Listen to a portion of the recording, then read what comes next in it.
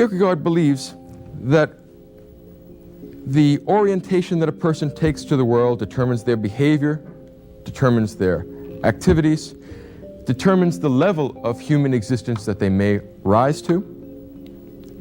And what's worse than this is that Kierkegaard has confronted the problem of religious faith, and he is unwilling to look away and accept any of the facile compromises between reason and faith.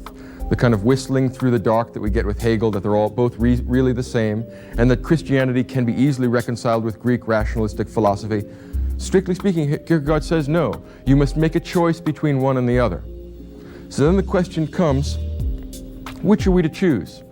Are we to choose the life of faith or the life of rationality? Are we to choose an orientation towards nature as our main ontological assumption, or are we going to go with nature plus? Nature plus, in this case, heaven. Nature plus some metaphysical realm. So we have to choose between naturalistic ontologies and metaphysical ontologies. We have to choose between Athens and Jerusalem. We have to choose between religious faith and rational certainty. And the question is, what criteria could we possibly offer for either decision that we were to make?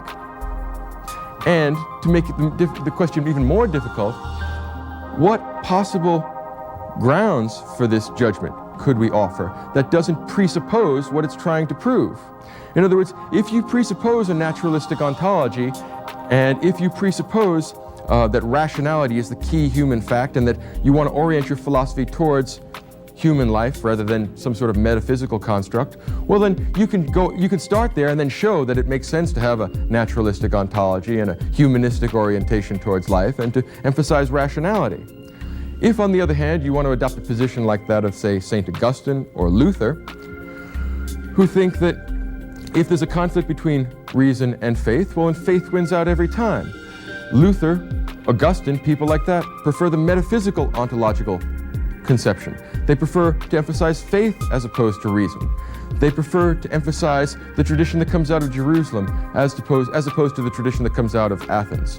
Now, if you presuppose that the Bible is God's authoritative and divine word, if you assume that the tradition that comes out of Jerusalem is the true revelation of God's intentions, if you assume that the life of faith is superior to the life of reason, well then it won't be hard thereafter for you to prove that the life of faith is superior to the life of reason. In other words, you have to make a choice between these two sets of alternatives, between the profane and the sacred, between Athens and Jerusalem, between a human-centered conception of the world and a God-centered conception of the world. And everybody makes such a choice. The difficulty is when you ask them why they make such a choice, right, they can't give you any explanation that doesn't presuppose what it is that they're trying to prove, because the orientation is built into their justification, to their legitimation of that choice. So Kierkegaard, like any good philosopher, like anyone who's morbidly introspective, decides that he's going to try and dig deeper, get to the real foundation of this problem, figure out how we're going to be able to choose between the life of faith and the life of reason. And for Kierkegaard, he can simplify it somewhat by talking about the actual orientation, the actual thing that a given person desires. And he says that the big choice in life between the humanistic and the divine, or between Athens and Jerusalem, is whether you are oriented towards the pleasurable life, what he calls the aesthetic life, and under the aesthetic life what he means is both physical sensual pleasures, sex and alcohol and any physical sensual pleasure. In addition to that, as a component of the aesthetic life, there is also the intellectual pleasures. In other words, he does not leave out the intellectual hedonists as so many philosophers like to. So when he talks about the aesthetic life, the life in pursuit of pleasure, he's talking essentially about the Greek life, the life of rationality. Not rationality necessarily in the Kantian sense, more likely rationality in the sense that Hume uses it, instrumental rationality. Rationality used as a means to satisfy our desires. Our desires may be the physical satisfaction of our pleasure neurons, or it may be intellectual satisfactions that we get from reading works of philosophy. It is entirely possible to be an aesthetic man and not have a scandalous sex life. You may take out your aesthetic desires in the realm of art. If you frequent art galleries regularly, and that is your main solace in life, that's the greatest pleasure you get, you are still an aesthetic man, because your orientation is towards pleasure, whether it is physical or whether it is mental or intellectual. And Kierkegaard believes that that is natural to human beings, that we are born into the world of the flesh, the world of space and time, and that the natural, rational orientation of human beings will be the pursuit of pleasure, either physical or intellectual.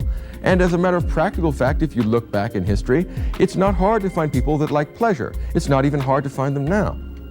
It is a natural state of human affairs.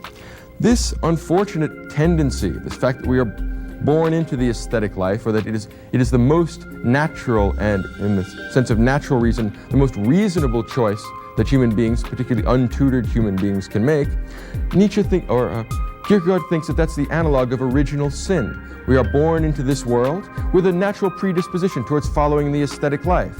That shows how depraved we are. So Kierkegaard believes that, because he's a profoundly religious thinker, that we must make a choice between the life of pleasure and the ethical life. That's the other alternative. And what he means by the ethical life is the person who pursues moral righteousness independent of pleasure. What he means by moral righteousness is the person that follows ultimately God's divine law. Whether they recognize it immediately or not, he thinks that all real ethical judgment, all ethical judgment that isn't a way of patting ourselves on the back and telling ourselves not only how virtuous we are, but how clever we are, to be able to discern the ultimate foundations of human virtue. All right? Well, Kierkegaard says that the only real alternative to the life of pleasure is the life of the ethical man, the person who follows moral rules for their own sake. In this respect, he has many connections to the Kantian project. Both Kant and Kierkegaard are trying to negotiate this maze of elements from the Athenian and the tradition that comes from Jerusalem. And whereas Kierkegaard finds a beautiful and profound synthesis which doesn't abdicate the reasonable and rational responsibilities of the philosopher, Kierkegaard does give that up. He departs from Kant. He goes towards the life of pure faith, in which reason is either superfluous or a distraction. So for Kierkegaard, there is a definite hierarchy in human existence. There are better and worse choices. And the fundamental choice that all human beings must make is between the aesthetic and the ethical life. So now the question emerges, what standard can we come up with that will allow us to kind of cover this whole area, the whole set of alternatives, which will allow us to decide which is the best thing to do? And here's where Kierkegaard makes an important contribution to philosophy. He is often considered as one of the founding members, one of the most important precursors to what in 20th century philosophy is called existentialism. He says that individual human beings, in the particular place and time that they exist, must make a choice between the aesthetic life and the ethical life. And he puts this together in a book called Either Or. It's 2 volumes. The first volume is the either. The second volume is the or. The either is the aesthetic life. The or is the ethical life. You are faced with a choice, and it must be either or. You cannot create a pragmatic compromise which splits the difference between the two. If you do that, you are the aesthetic man par excellence, because you wouldn't want to deny yourself the pleasure of having a kind of dilettante connection to religion. So no, he's hard shell about it in the way that Kant is. Either or. You are either an aesthetic person or you are a moral person, an ethical person, and there is no happy middle ground. There is no potential for compromise. So we are forced to a profound and terrifically consequential decision. What makes Kierkegaard a precursor to existentialism is that he holds the view that there is no criterion for making this decision. In other words, he faces us with the grim, the horrifying reality of criterionless choice. Make a decision.